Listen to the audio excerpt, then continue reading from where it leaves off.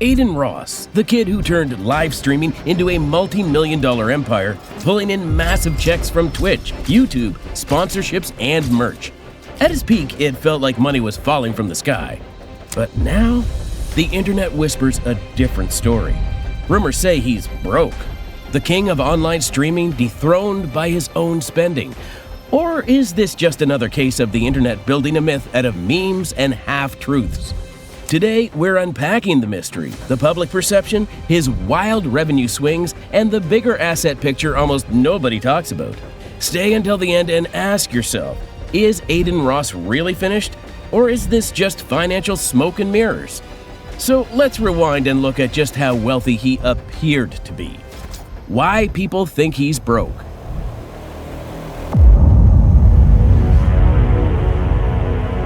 The broke story took off the way most internet rumors do, through repetition. A couple of screenshots taken out of context, a few clips where people joked he'd lost everything, and suddenly the line between memes and reality blurred. When a phrase gets echoed enough times online, it doesn't matter whether it started as a joke or a half-truth. It begins to feel like fact. That's the first fuel source behind the Adin is broke narrative. The second source is the perception of career instability. Reports point to multiple Twitch suspensions over the years, including a permanent ban in 2023.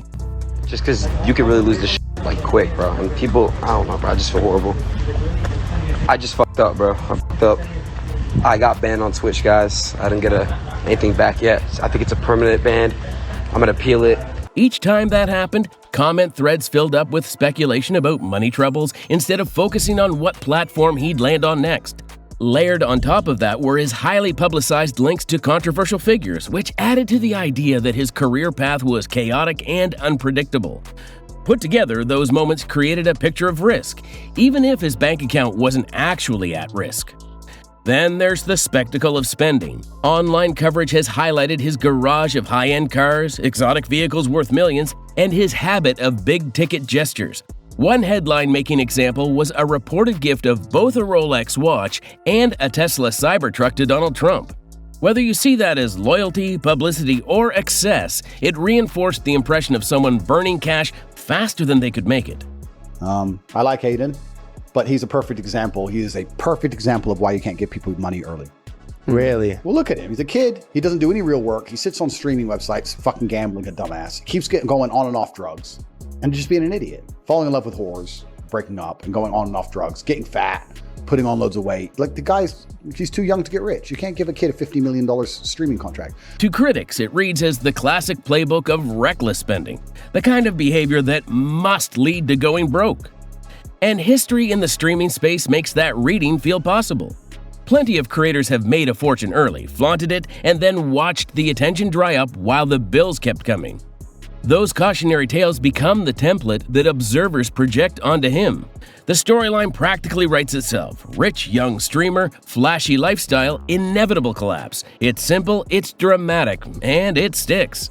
Another factor is revenue volatility. What most people outside the space don't realize is how dramatic the swings can be. One month looks like a champagne fountain, the next looks like a dry desert. To outsiders, that screams instability, but in reality, it's closer to seasonal work or a commission-based job. Wild highs and calm lows that, when viewed in the big picture, balance out. And here's a question worth asking. If you only ever saw the valleys, wouldn't you assume the mountain doesn't exist? That's the trick. The rumor mill zooms in on the quiet weeks, memes get made, and suddenly the he's broke narrative spreads faster than Wi-Fi at Starbucks. But here's the funny part. The myth isn't fueled by spreadsheets, it's fueled by screenshots, gossip, and a couple of unflattering paparazzi photos. It's like judging someone's cooking skills because you caught them burning toast once. Perception is not a balance sheet, and if you mix the two, you end up with financial fan fiction. The streaming empire that prints money.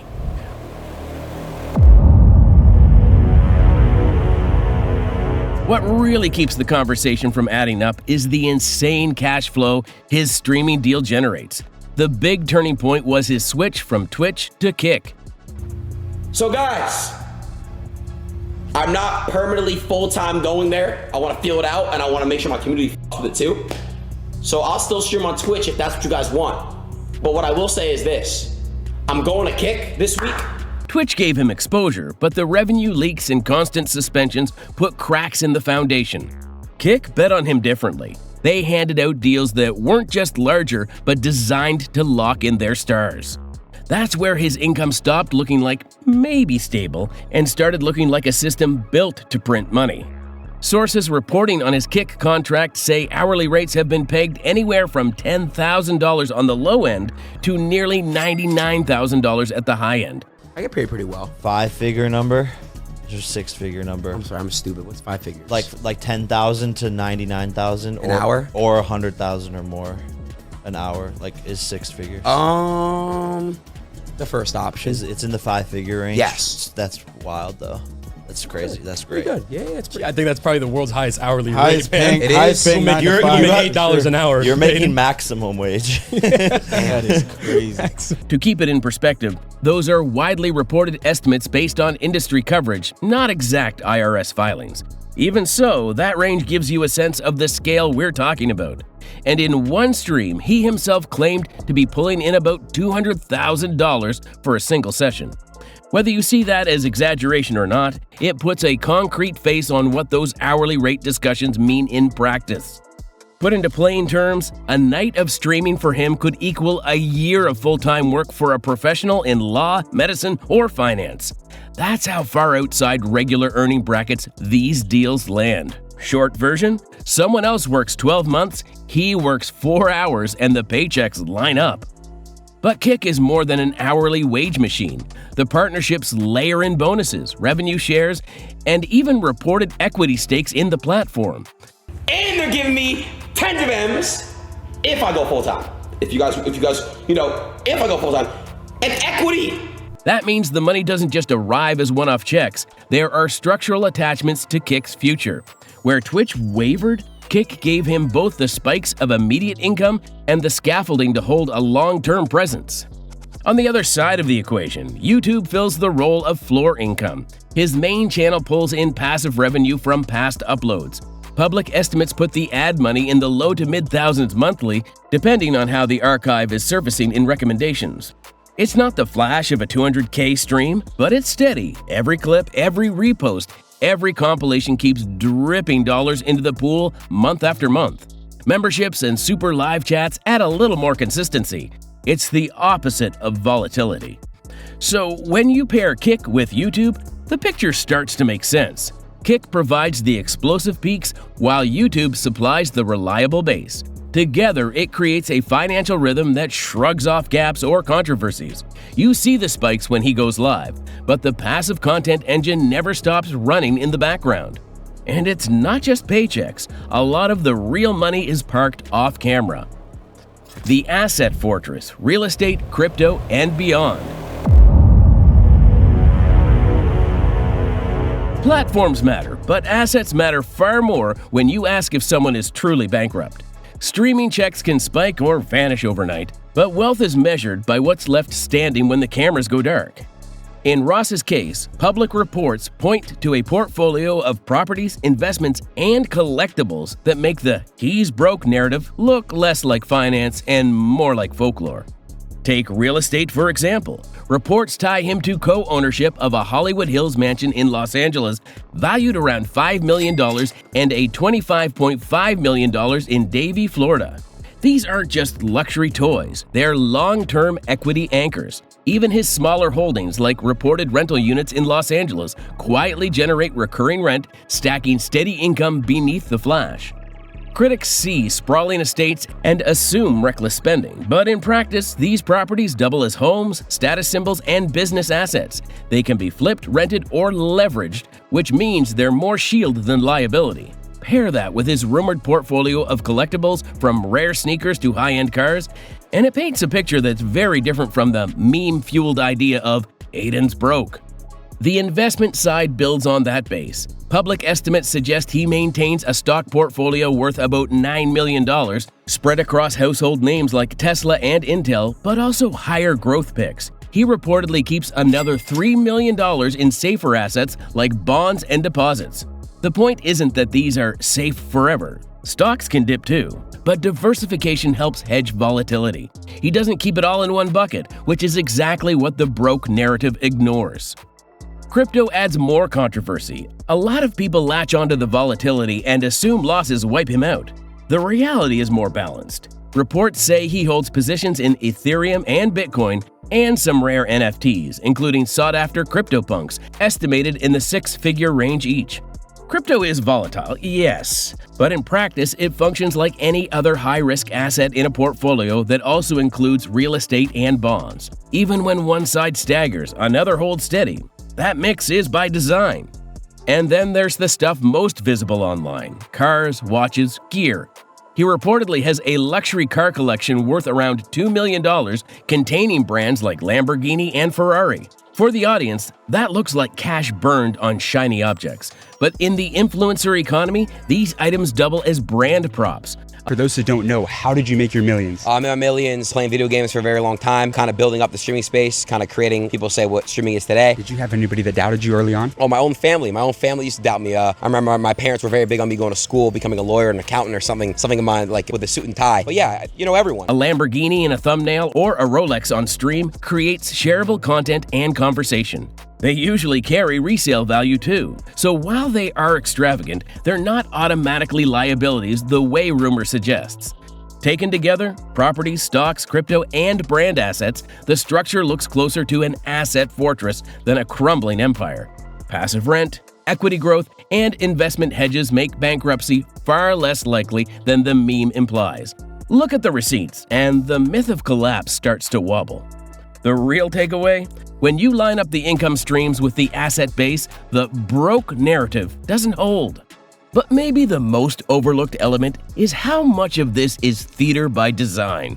In today's creator economy, appearance is as much an asset as any property deed or stock certificate. The perception of wealth, of still being up, fuels partnerships, sponsorships, and relevance. When someone headlines with bankrupt, they're feeding a narrative that directly clashes with the incentives of a content empire. Why? Because the very suggestion of collapse stirs clicks, speculation, and chatter, ironically generating more traffic for the same brand they claim is fading. Think about it this way. A streaming star with no cash can't pay editors, can't book collaborations, can't stage stunts. Yet the content pipeline hasn't slowed. Clips, collabs, and public appearances keep rolling out. Try again, bro. I got you. I got you. All right, I got you. I got you. Grab a toothpick, grab it, twist it like it's a dick.